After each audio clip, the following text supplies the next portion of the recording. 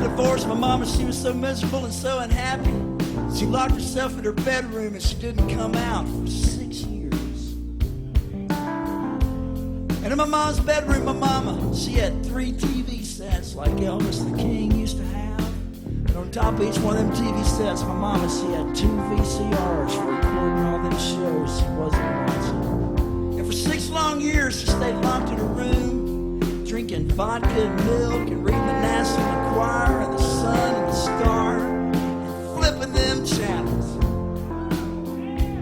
And then my sister graduated from school and the child support ran out and my mom was forced to go out and get a job.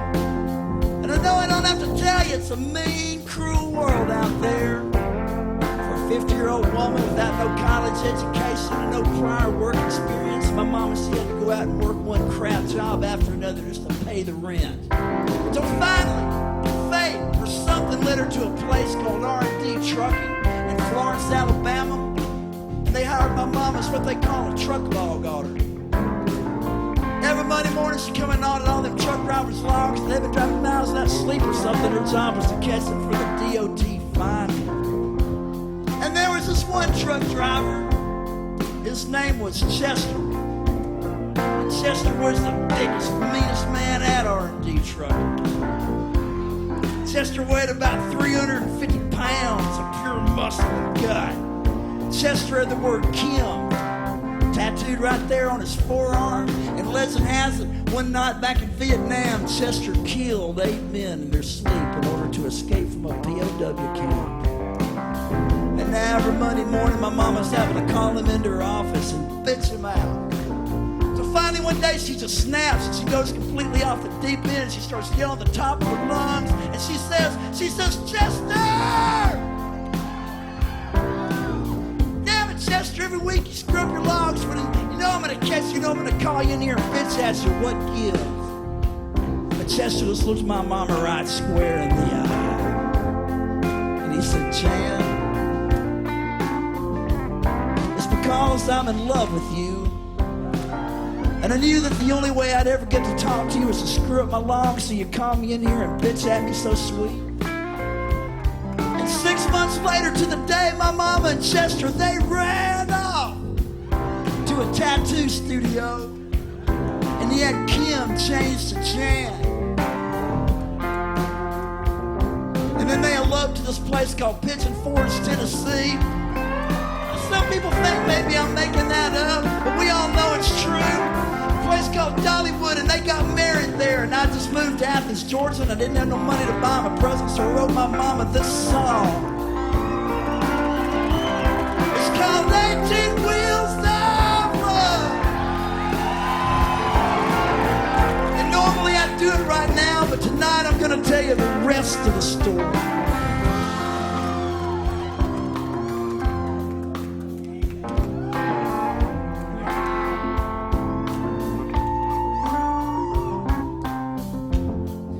A little over a year ago, we did this tour. We called it The Dirt Underneath. We went out and we played sitting down and we played acoustic guitars. We had a wonderful time and we went cross country and we were on our way home at the end of the 3rd week.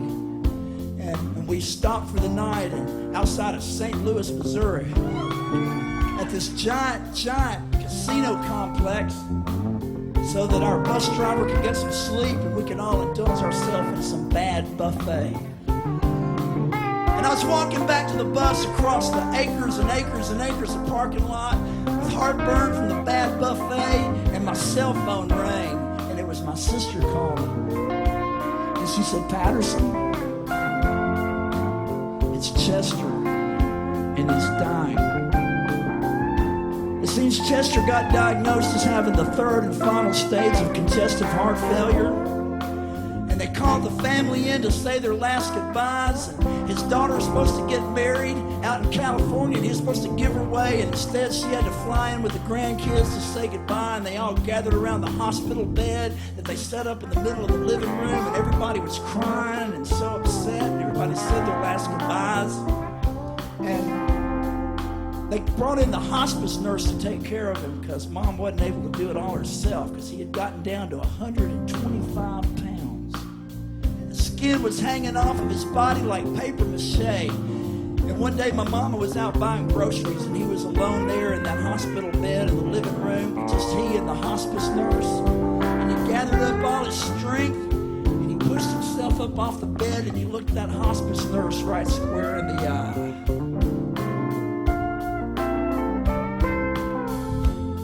And he said, "So, when do I get to drive again?" Nurse, she'd been doing it for years and she had calluses built up, but nonetheless, when he asked her that, tears welled up in her eyes and started rolling down her face. And she said, "Honey, don't you know who I am? I'm the hospice nurse. I'm who they call to bring in here to take care of you." And I mean, miracles can happen, but under the best of circumstances, you're not going to drive again. And we're going to flash forward to March of this year. And I was packing my suitcase to go out on the road with my band. We had a new record out. We were ready to go out and play a bunch of dates. And my cell phone rang, and it was my mama calling.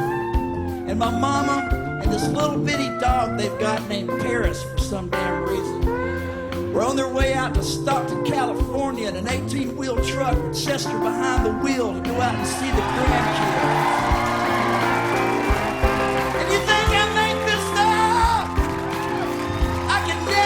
This up. The song's called 18 Wheels of Love. And every word's true.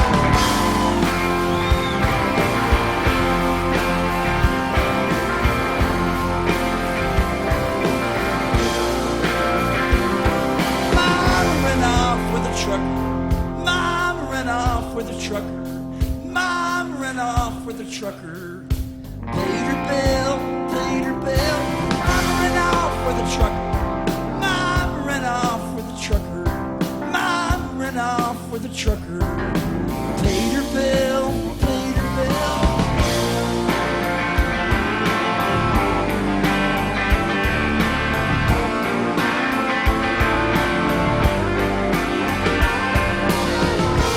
He's making her give life another stab. He can see the world from way up in the cab.